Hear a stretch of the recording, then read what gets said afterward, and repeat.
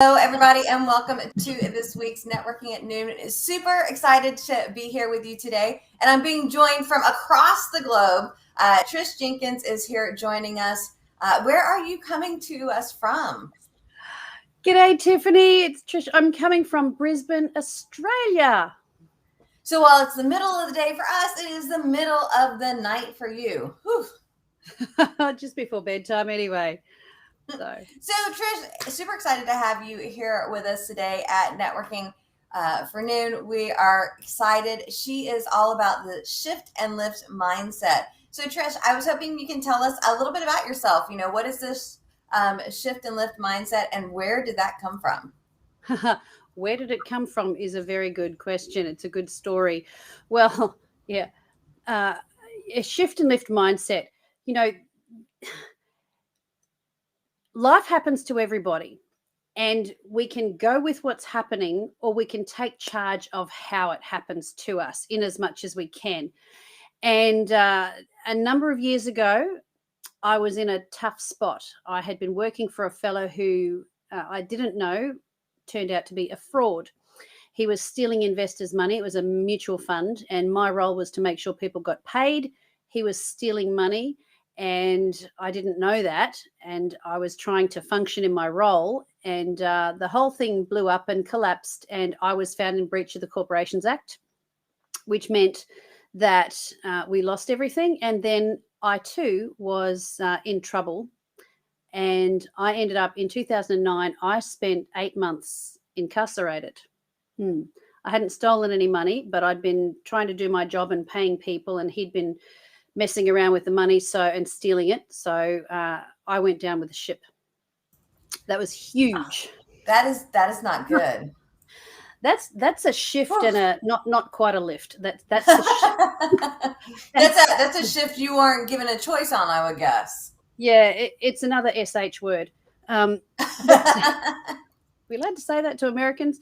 Yeah, no. Anyway, but yeah, it was. Look, it sounds like, you know, so quick when you say it like that in just a few minutes, but it was a process that took a long time, and I found myself in a situation where people were not my culture, not my regular people, very difficult, very damaged, very dark. And I was suffering grief and loss from losing our home, and I was away from my husband and our 3 little girls. And I had to find a way to cope. And I didn't know what I was doing at the time. It's only afterwards that I put the name shift and lift to it. But I learned a process as I was around these people who were so difficult to be around, and the situation, the environment was so hard to be in, that the only thing I could control, and barely, was how I saw what was going on, my interpretation of it. And at first it was really hard and really scary, because people show up a certain way. A lot of these women were very rough looking, really scary looking, and aggressive. But as I got to know them, I was wearing the same uniform. It was a blue polo shirt. I was eating off the same plastic plates, plastic knives and forks. I was locked up behind the same cell doors. And so it was no longer them and me, like that us and them being separate. I saw past the exterior, and I saw them. And I realized I could choose how I saw somebody instead of just looking at the surface. And so the shift and lift mindset that I was doing at the time, and now I have my snappy phrase, was that I had to say to myself, Trish, you over here, this is how we're going to do this. Because the temptation for self-pity, I knew, would be self-destructive and would take me down a really dark path that would be hard to come back from. So each time I was confronted with someone who was difficult and behaving badly, or I was getting down with this, the environment was just so awful, or I was starting to feel self-pity, I would say to myself, how else can I see this person? How else can I see what's going on and how else can I be in this? How else can I show up? And it was just by asking those questions shifted and lifted my mindset. So that's where the shift and lift came from. And I would guess, here you started this, several years ago, and kudos to you for, taking control and, creating your own success in what could have been a very easy to, I'm done. I didn't do it. Why am I here? But then there's been a lot of shifting going on in the past couple of years, huh? Oh, look, there really has. And look, I'm not a superhero, Tiffanie. It was a hard slog, and it's like that graph that goes sort of up and down and up and down.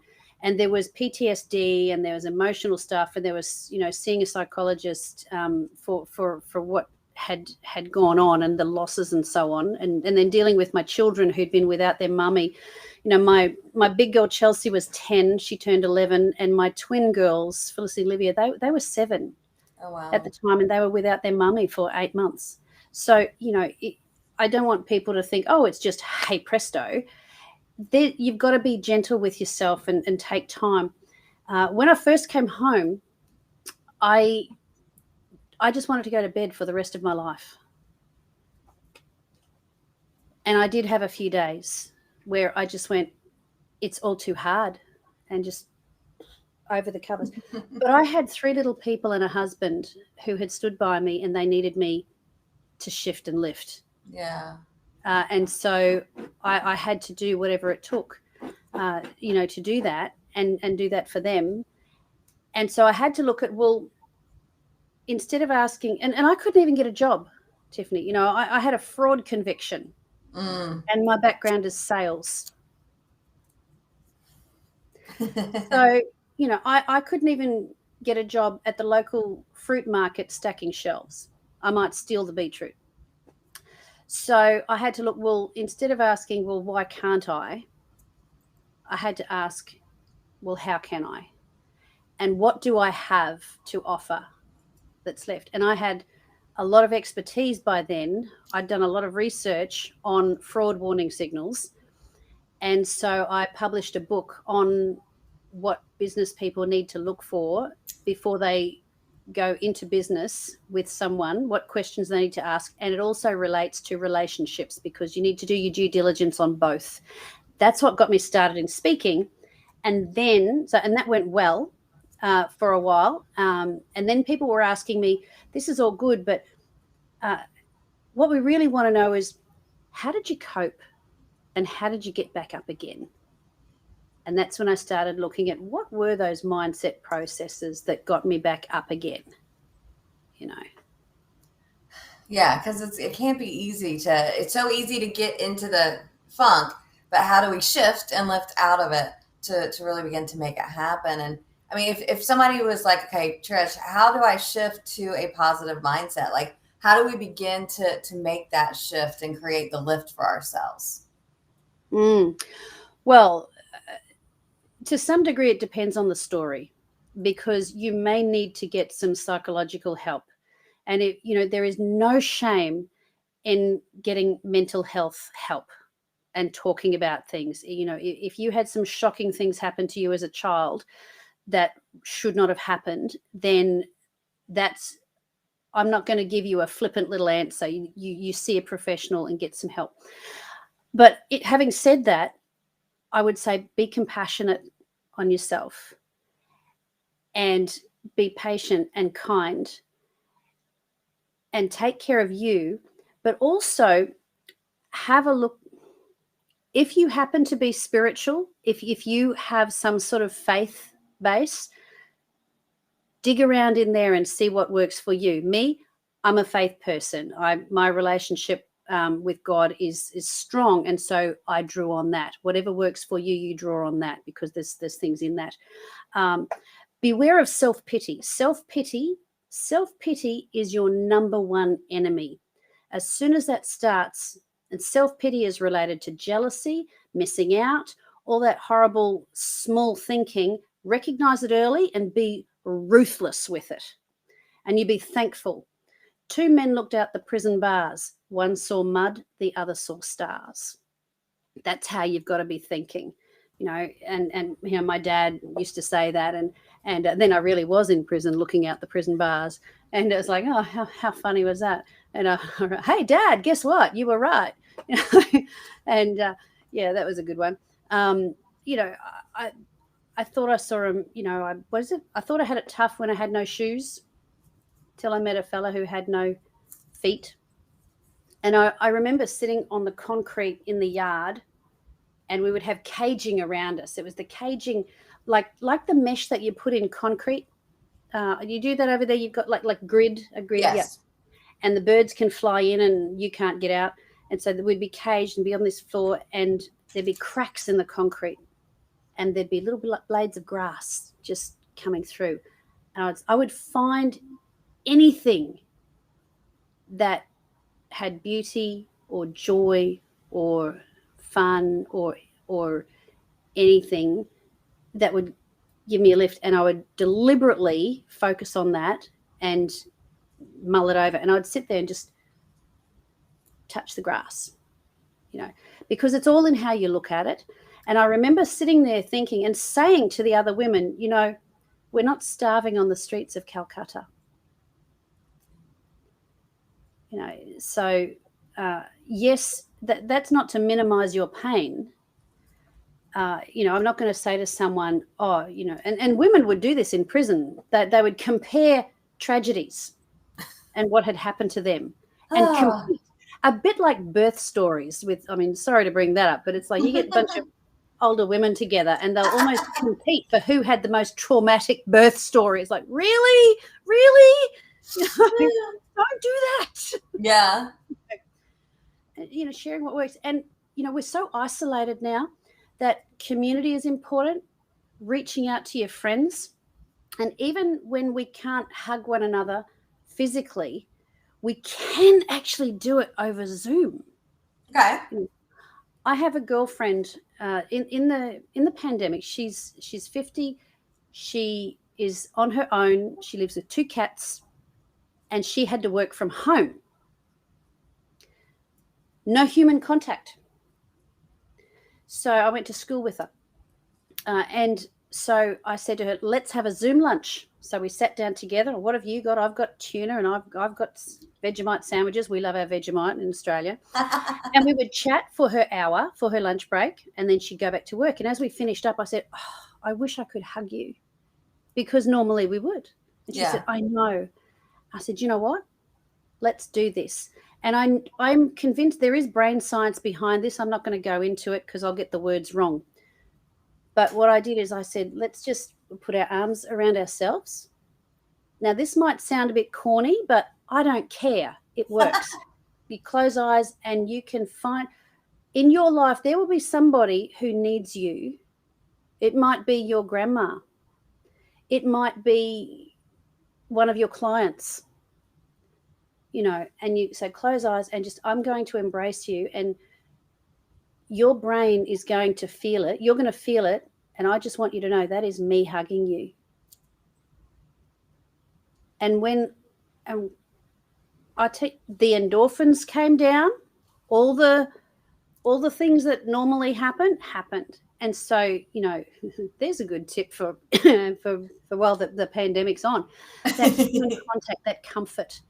And that's what networking does, Tiffanie. When you talk about networking, it is not just, who can I sell to?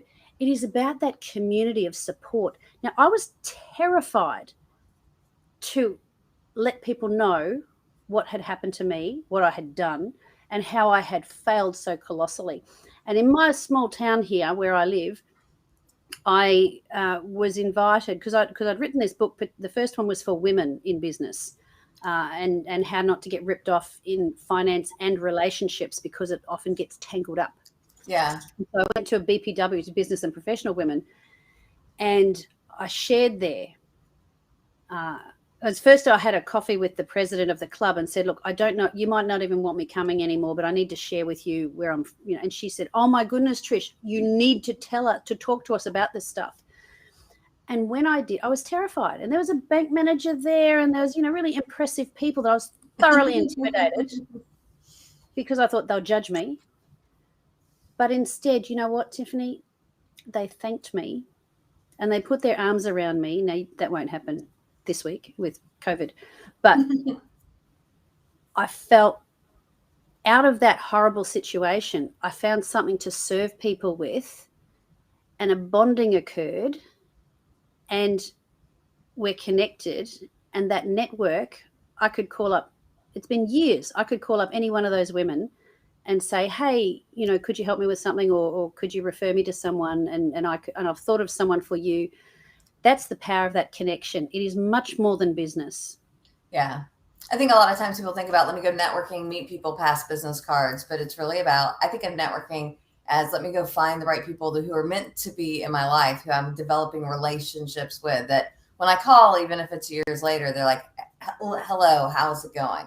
I think it's important to develop those relationships. And you don't know.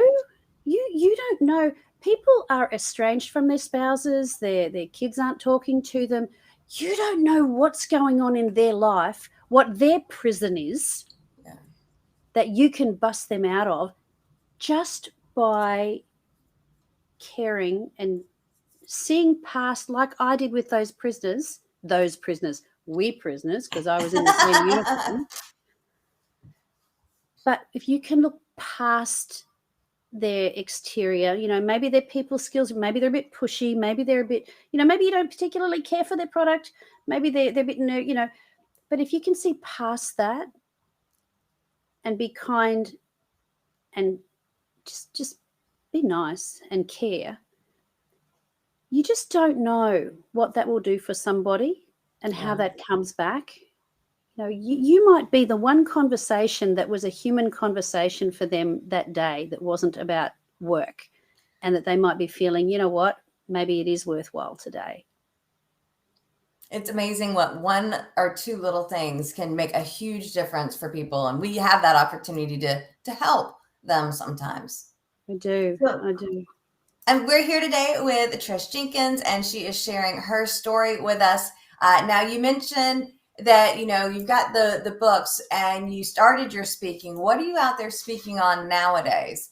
Tell us a little bit about who you work with and how you work with them. Yes, well, I work with companies that value their staff's resilience and mental health. And, you know, we've gone through a hard time, and, well, everybody, it's not just the pandemic. When long after that's gone, there'll be other stuff people go through. But companies that actually invest in strengthening their staff's morale, their resilience, their adaptability to change, those are the companies that are going to move forward in the future. And so I bring those shift and lift principles to help their people to be able to not be afraid of change, but just instead of saying, oh, why can't I? How can I?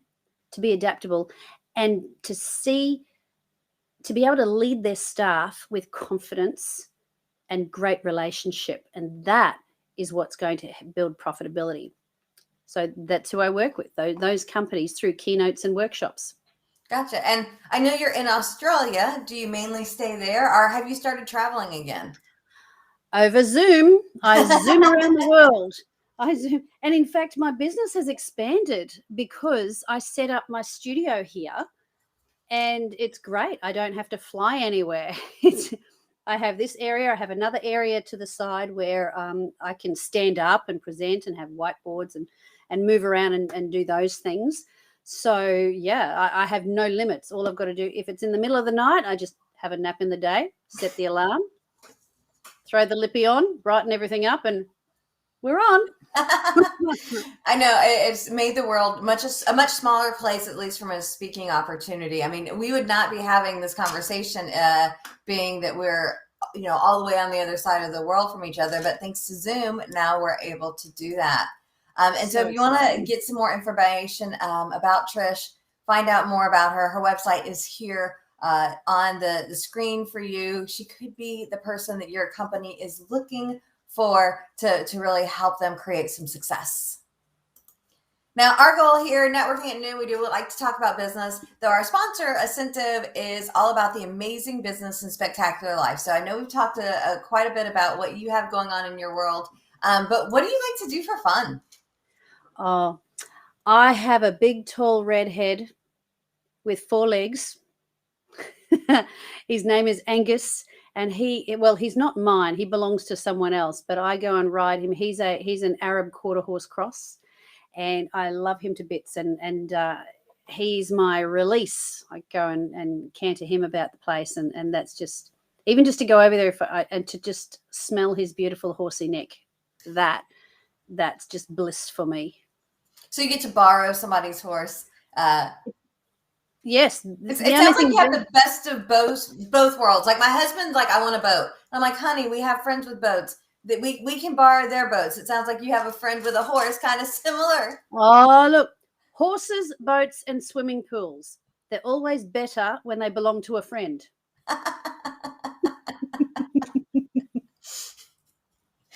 Love it. Love it. Now, I know you also, we're here on my show, but I know you also have yours, and you have 2 different focuses on your show that you host. You want to tell us a little bit about that?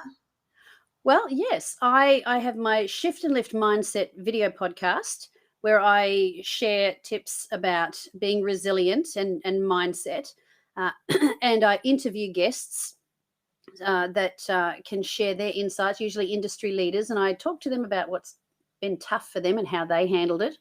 And I have a separate market, which is ministry, because even funnier, pastor's kid. Yeah. Now some of you are thinking, oh, well, that explains why she blew it, because they're the worst.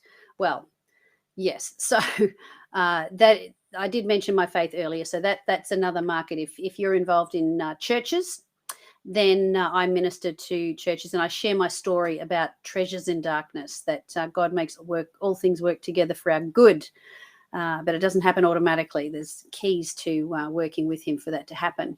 So, yeah. And where can we go to find out about those? Okay. Well, my YouTube channel has my regular podcast, the Mindset Shift, and that's just my name. It's just youtube.com, Trish Jenkins. That's that one.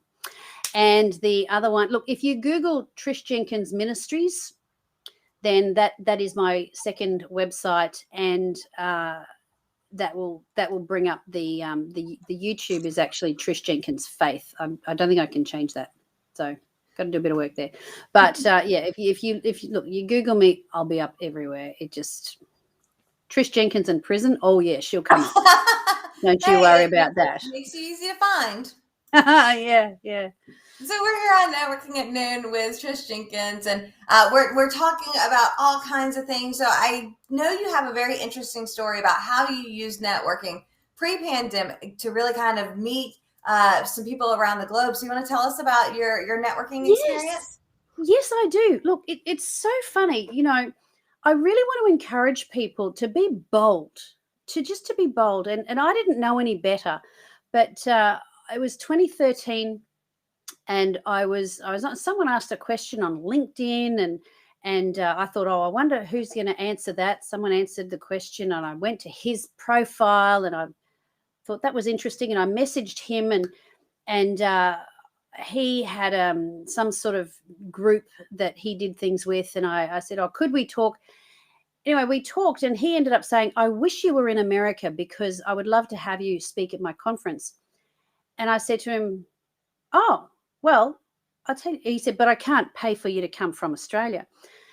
And I said, you know what? If I got myself over there, would you look after me like an American speaker? And he said, yes. There was one thing. And I went, wow, okay. So then, because I had pegged that event, I reached out to my network, and I was in an authors group. I'm a Seroptimist International, which is a group that helps women and girls, elevates the status of women and girls around the world. It's charity. It's not, well, officially a charity, but we do projects like digging wells and getting girls to go to school and things like that. Anyway, chapters everywhere.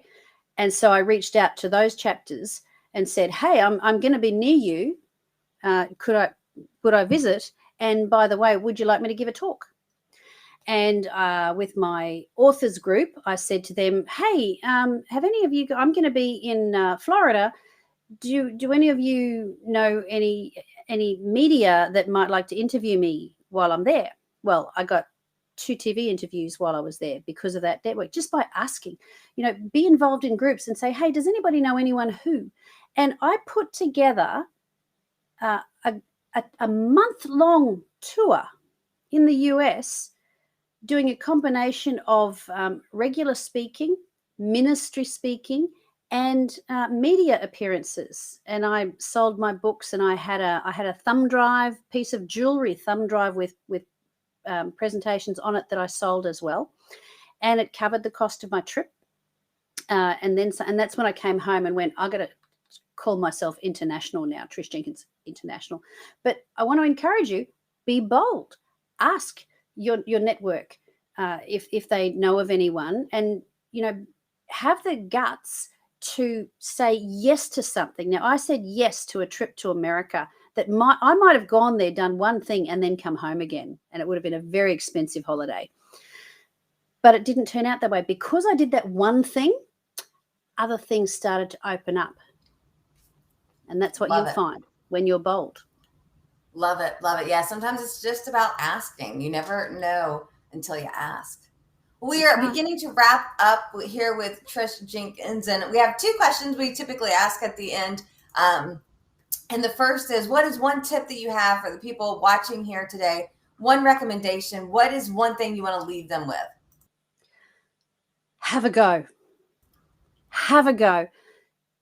Don't get caught up in your past. Your past does not define you. In fact, you can change the past and free your future. I did.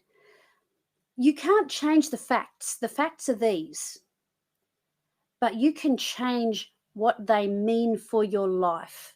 I thought I had ruined my life. But then I found a way to say, you know what? Where is the value? Where is the gold? Where is the treasure in those dark places? And that's why one of my books is called Treasures of Darkness, A Prison Journey. And that was my journals and letters that I wrote while I was incarcerated. And you can take that journey with me. I don't want to spoil the end, but she gets out.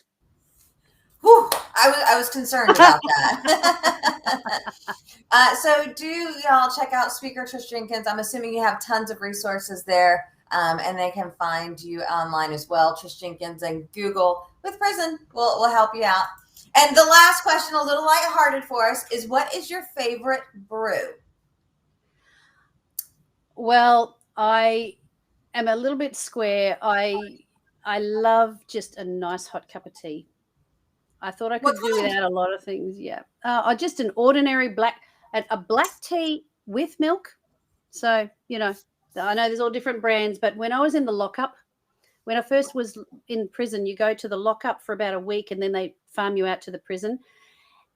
And the one thing that I missed in the vinyl covered mattress, and men could see you, and there's perspective, it was just revolting.